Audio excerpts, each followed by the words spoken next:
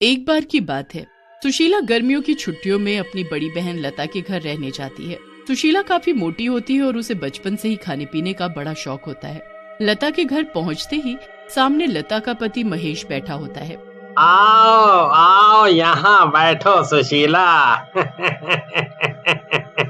आखिर आ ही गई तुम हमारे घर। बस जीजा जी क्या बताऊं, पढ़ाई के चक्कर में कहीं जाना नहीं हो पाता। वो तो सही कहा तुमने। अरे सुशीला तुम आ गई, मैं आपके लिए कुछ नाश्ता ले आती हूँ। अरे कुछ अच्छा सा लेकर आना। तुम्हारी बहन की सेहत देखकर लगता नहीं है कि उनका हल्के फुल्के से कुछ हो पाएगा। आप मेरी बहन के मोटापे का मजाक मत उड़ाओ। अरे नहीं नहीं कोई नहीं, ये तो जीजा साली में चलता ही रहता है। बस फिर लता अंदर जाती है और खाने को कुछ लेकर आती है। सब लोग साथ बैठकर अच्छे से खाते हैं और खूब बातें करते हैं। पूरा दिन गप्पे मारने के बाद सब लोग रात को सो जाते हैं। उसी रात उस घर में एक हलचल सी होती है। उसके बाद रसोई का दरवाजा भी अपने आप खुल जाता है। ऐसा लगता है कि कोई रसोई के अंदर आए है। उस दिन सुशीला ने लता के लिए काफी पकवान बना रखे थे, तो बस उसी में से काफी कुछ बचा हुआ रसोई में रखा हुआ था। वहाँ पर समोसे की प्लेट में 4 समोसे भी रखे थे, जिसमें से एक समोसा कोई उठाता है और खाने लगता है। दरअसल वो कोई और नहीं बल्कि एक मोटा भूत होता है। वो खाने की खुशबू सूंघकर सुशीला के घर घुस आता है और उसकी रसोई तक पहुँच जाता है। भूत एक एक करके सारे समोसे खाने लगता है और उसे समोसे बड़े ही स्वादिष्ट लगते हैं। अरे वाह, ये तो बड़े ही स्वादिष्ट है। मजा आ गया खाकर। ऐसे समोसे तो मैंने कभी नहीं खाए। सारे समोसे खाने के बाद भूत की नजर फिर वहाँ रखी मिठाई पर जाती है। अरे वाह, यहाँ तो मिठाई भी रखी हुई है। आज तो मेरे मजे ही आ गए। ये घर तो सबसे बढ़िया निकला, वरना लोगों के घर में वही सूखी रोटी और बची खुची सब्जी मिलती है। भूत बड़े मजे से मिठाई खाने लगता है। ढेर सारी मिठाई वो एक के बाद एक गपागप खा ही रहा होता है कि इधर सुशीला की आंख खुल जाती है। उसे बड़ी तेज प्यास लगती है और वो उठकर पानी का जग देखने लगती है।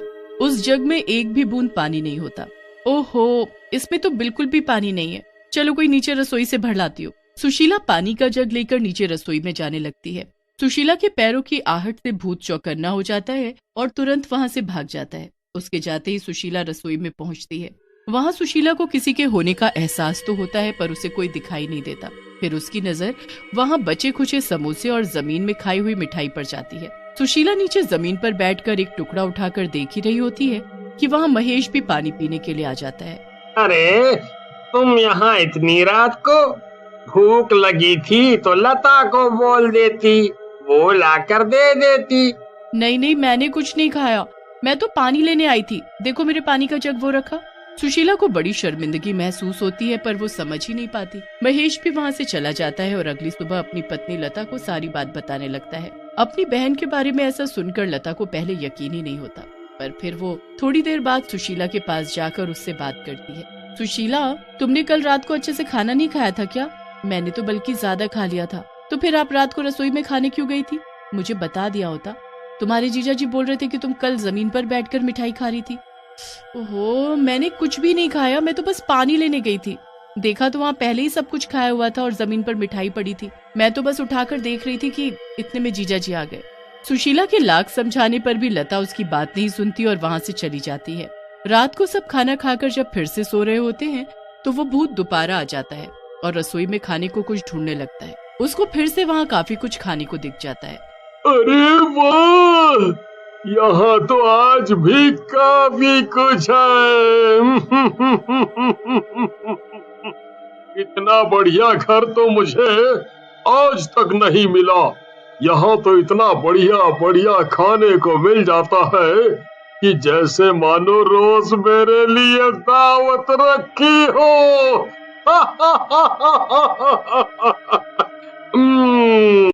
भूत पूरी रसोई का सब खाना खा जाता है और फ्रिज में रखी चीजें भी खाने लगता है। जैसे वो आखिरी आइसक्रीम खा रहा होता है कि तभी उसको फिर से किसी के आने की आहट आती है। इस बार भूत खिड़की से ना भागकर ऊपर सीढ़ियों पर चढ़ जाता है और सुशीला के कमरे में छुप जाता है। वहां जैसे ही सुशीला की आंख खुलती है तो वो खिड़की से कूदकर भाग जाता है। नीचे रसोई में जब लता पानी पीने आती है तो देखती है कि फिर से रसोई का हाल वैसा ही हुआ पड़ा है। हे भगवान, ये सब क्या हो रहा है? क्या इस बार भी सुशीला ने ये सब खाया? मुझे जाकर देखना चाहिए। लता चुपके से सुशीला के कमरे का दरवाजा खोलती है तो उसे वही आइसक्रीम का कप पड़ा मिल जाता है। लता उसे उठाकर देखने लगती है कि उसमें आधी आइसक्रीम होती है। ओहो, इस सुशीला ने तो हद ही कर दी। पहली बार मैंने इसे यहाँ रहने बुलाया और इसकी इतनी खातिर की, फिर भी ये ऐसे छुप छुप कर चीजें खाती है। इसने तो मेरी बेइज्जती करवा रखी है। लता वहाँ से गुस्से में चली जाती है। अब रोज रोज यही सब होने लगता है। रोज रात को भूत आकर सब खा जाता है और लता को लगता है कि ये सब उसकी मोटी बहन सुशीला कर रही है। लता को कुछ समझ नहीं आ रहा होता कि ये सब क्या हो रहा है। फिर एक शाम को लता सुशीला को बताती है कि उसने घर में एक छोटी सी पार्टी रखी है तो उसकी कुछ सहेलियां घर पर आएंगी। अरे वाह, ये तो बहुत अच्छी बात है, मैं भी सबसे मिल लूंगी। हाँ, पर मैं सोच रही हूँ कि क्या बनाऊं। वो सब तुम चिंता मत करो, वो मैं देख लूंगी। हाँ, खाने पीने का तो कितने अच्छे से देख रही हो, मुझे पता ही है। लता सुशीला को कुछ खाने की चीजें बताती है जो वो पार्टी के लिए सोचते हैं। 2 दिन बाद पार्टी का दिन भी आ जाता है।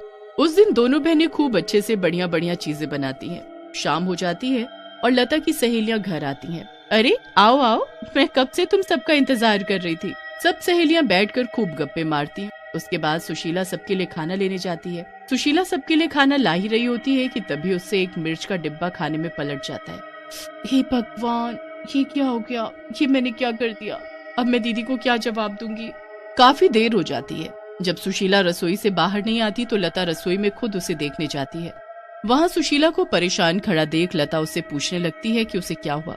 वो मुझसे ना वो मिर्च का डिब्बा खाने में गिर गया। हे भगवान, ये क्या कर डाला? अब मैं सबको क्या खिलाऊंगी? मेरी तो बेइज्जती करा दी। पता नहीं क्या करती हो तुम। रोज रोज रसोई से खाना चुरा कर खाती हो और आज सारा खाना ही बर्बाद कर डाला। नहीं, मैंने ऐसा कुछ नहीं किया। मैंने कोई खाना चुरा कर नहीं खाया, मेरी बात का यकीन करो। लता के चिल्लाने की आवाज बाहर तक आने लगती है। उसकी सहेलियां उसे ऐसे चिल्लाते देख उससे पूछने लगती हैं, तो लता उनके सामने भी सुशीला की खूब बेइज्जती करती है। ये मोटी बचपन से ऐसी है, पहले भी ऐसे ही खाती थी और अब तो इसने मेरे घर से रोज रात को खाना और बाकी सब चुरा कर खाना शुरू कर दिया है। आज इसे खाने को नहीं मिला तो इसने पूरी सब्जी में मिर्च ही भर दी।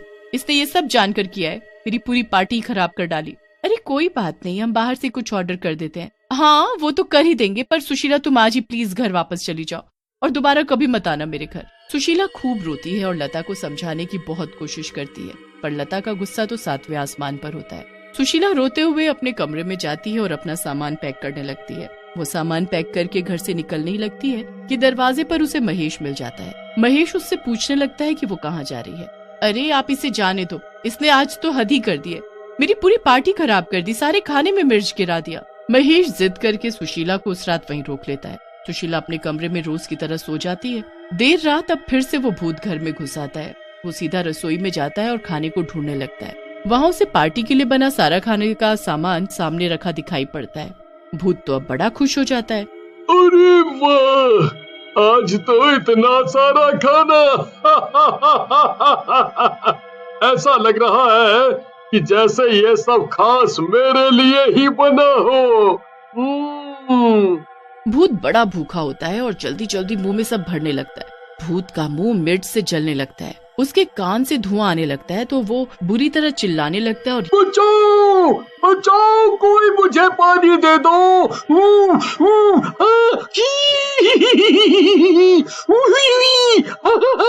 पानी दे दो, पानी दे दो।